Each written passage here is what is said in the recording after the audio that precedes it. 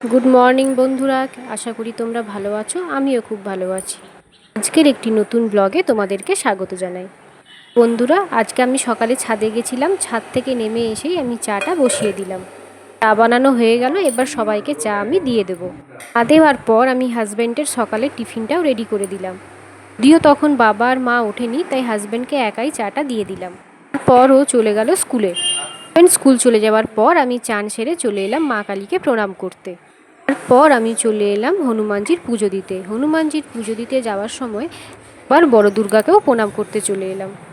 দেখো বন্ধুরা, বড় দুর্গার মন্দিরে পুরো প্যান্ডেল কমপ্লিট, আর মা দুর্গাকেও মনে হয় আজকেই রং করবে।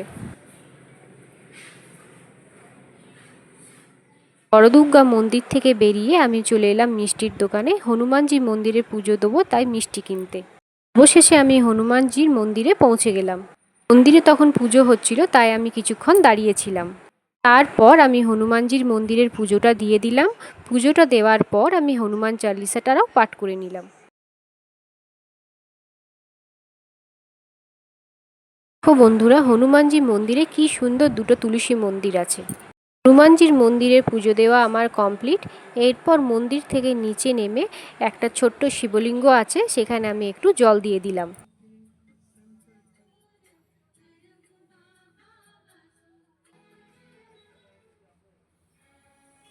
হনুমানজি পুজো দেওয়া আমার কমপ্লিট। তখন প্রচুর রোদ, তাই আমি টোটো ধরে বাড়ি চলে এলাম। বাড়ি আসার পর আমি ওর মাথায় একটু ফুল ছুঁয়ে দেওয়ার পর একটু প্রসাদও দিয়ে দিলাম।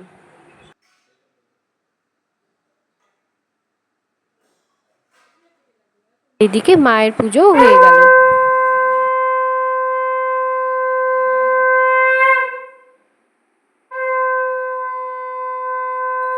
আজকে যেহেতু পুজো দিতে গেছিলাম, তাই সকালে কোনো জলখাবার বানাতে পারিনি, চপ দিয়ে মুড়ি খেয়ে নিলাম। মুড়ি খাওয়ার পর আমি চলে এলাম দুপুরে রান্না বসাতে। আজকে যেহেতু রান্না করতে অনেকটাই দেরি হয়ে গেছিলো, তাই বেশি কিছু আমি রান্না করিনি। জিরে আর লঙ্কা ভেজে আলু সেদ্ধ মেখেছি।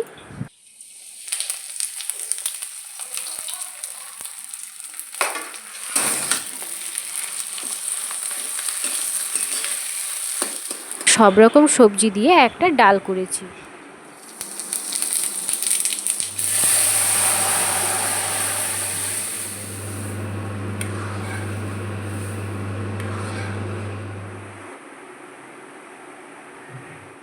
এদিকে আমার আলু সেদ্ধ বানানো কমপ্লিট।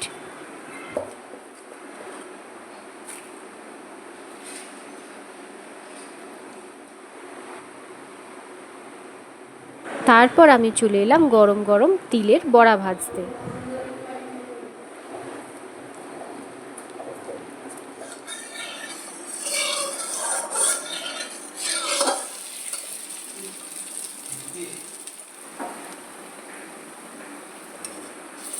আর এদিকে তিলের বড়া ভাজাও হয়ে গেল আর ভাতও হয়ে গেল। এরপর আমি সবাইকে ভাত বেড়ে দেবো।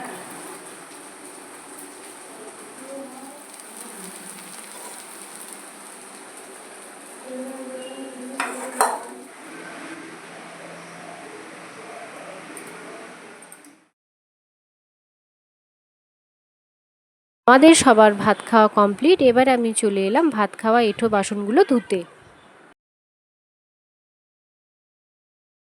বাসন ধোয়ার পর আমি রান্নাঘরটাও পরিষ্কার করে নিলাম। তো বন্ধুরা, এখন সন্ধে হয়ে গেছে, আর দেখো আকাশটা কি সুন্দর, চারিদিক পুরো লাল হয়ে গেছে। ছাদ থেকে নেমে এসে দেখি মায়ের সন্ধে দেওয়া হয়ে গেছে। তারপর আমি চলে এলাম সন্ধ্যের জলখাবার বানাতে। আজকে সন্ধ্যের জলখাবারে বানাবো চাউমিন।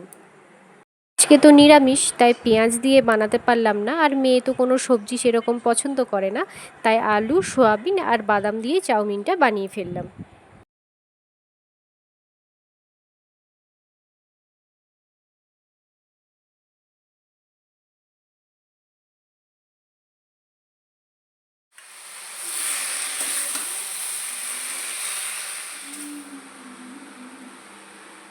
এদিকে আমার চাউমিন বানানো কমপ্লিট, আর সবাইকে খেতেও দিয়ে দিলাম।